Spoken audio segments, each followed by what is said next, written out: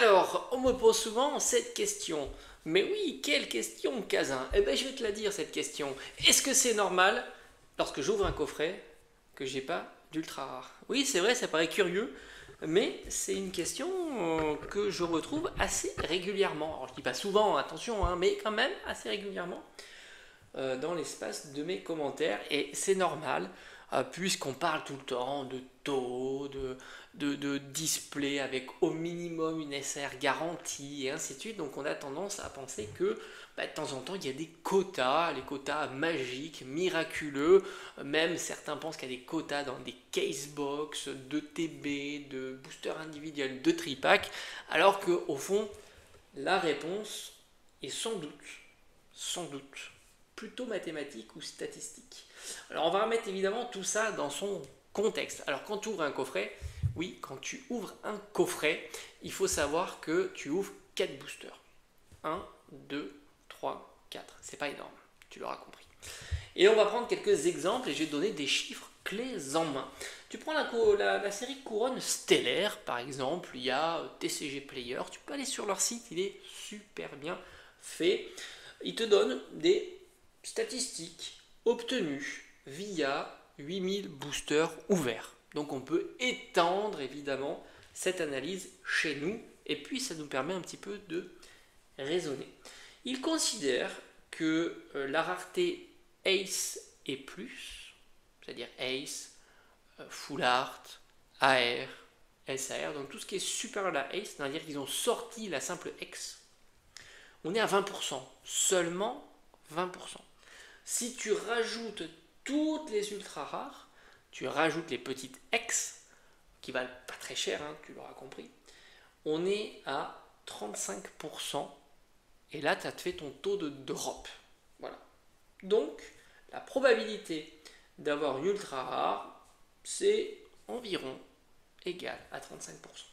Alors évidemment, ce n'est pas une valeur exacte, c'est sûr, on aurait dû prendre tout l'échantillon complet pour avoir la valeur exacte, ce que l'on n'a pas, mais c'est une estimation qui semble être crédible au vu de la quantité de boosters ouverts. Et puis, au fond, on s'en fout de savoir quelle est la valeur exacte, ça te permet d'avoir un aperçu de ce qu'il faut comprendre. Alors, quand tu ouvres un 4 booster, donc un coffret classique, 1, 2, 3, 4, tu as une probabilité d'avoir 0 hit, comme on dit, de 18%. C'est-à-dire que grosso modo, dès que tu ouvres un coffret, tous les 5 coffrets, tu n'as aucune ultra rare. Donc ça tombe assez régulièrement. La récurrence, elle est plutôt bonne. 18% de chance d'avoir 0 ultra.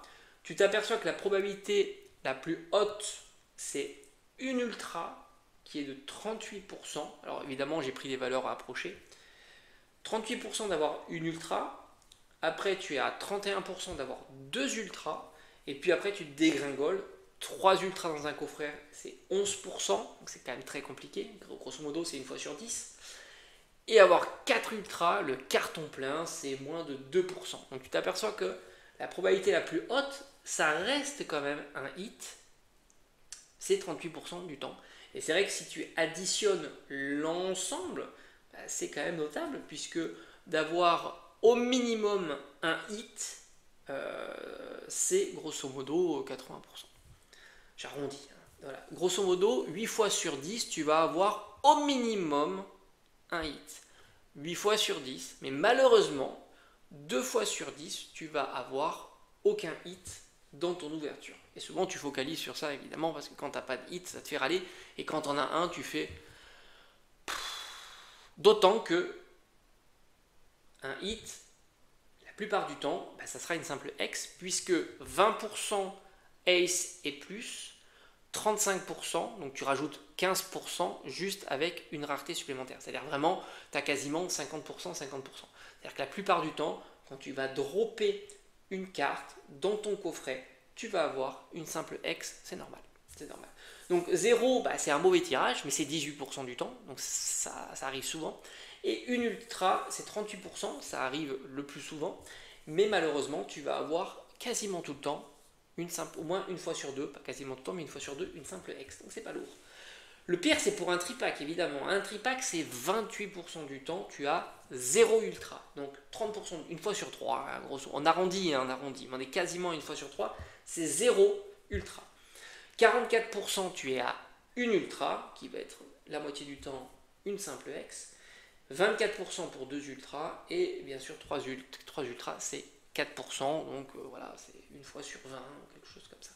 Donc tu t'aperçois que voilà, sur un tripack aussi, l'échantillon est faible. Donc oui, c'est logique, en fait, pour revenir à tout ça, oui, c'est logique ça arrive, évidemment, souvent, d'avoir qu'une ultra, et le plus souvent, vraiment le truc le plus souvent, c'est dans une ouverture, que ce soit tripack ou coffret, c'est d'avoir une seule ultra, et la plupart du temps, c'est qu'une hex. C'est ce qui déçoit souvent. C'est pour ça que autant les ouvertures deviennent très compliquées maintenant à cause de cette faible récurrence sur les formats qui nous intéressent le plus. Il ne faut pas oublier que les deux formats qui nous intéressent le plus, c'est la AR et la SAR. Et autant la AR tombe quand même, c'est 8%. Bon, c'est pas foufou sur 35, hein. 8% c'est pas énorme, ça représente pas énorme sur 35% de drop. Et ce qui est compliqué, c'est la SAR, puisque sur les 35%, tu as un seul petit pourcent qui est alloué à la SAR. Donc forcément, c'est compliqué. Et sur une ETB, c'est le même combat, hein, évidemment. Le pic de ta probabilité, c'est 3 ultras sur une ETB. C'est pour ça d'ailleurs que souvent, tu as quand même une, deux hex et une AR. Souvent, c'est un petit peu ça sur une ETB, mais ça ne représente que 27% du temps. Donc tu vois, c'est quand même assez notable. 27% du temps, tu auras quand même que 3 ultras dans ton ETB de 9 boosters. Donc au final, oui, c'est plutôt décevant. C'est plutôt décevant. Je te mettrai ici la probabilité sur une ETB d'avoir 0 ultra. Puis comme ça, tu verras si c'est notable ou pas. À mon avis, c'est quand même assez faible le pourcentage, parce que quand même 0 ultra sur une récurrence à 35%, c'est quand même, faut vraiment le faire sur 9 tentatives. Mais c'est pas impossible, mais d'autant je te le mettrai quand même ici la probabilité. Donc faut pas être surpris, c'est comme ça, c'est le jeu. Pokémon, c'est un jeu aléatoire.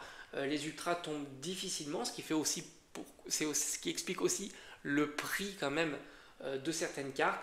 Si les cartes tombaient régulièrement, les cartes ne valeraient que pas quelques euros, hein, c'est tout, hein, tout simplement. Donc rien de surprenant, et on se dit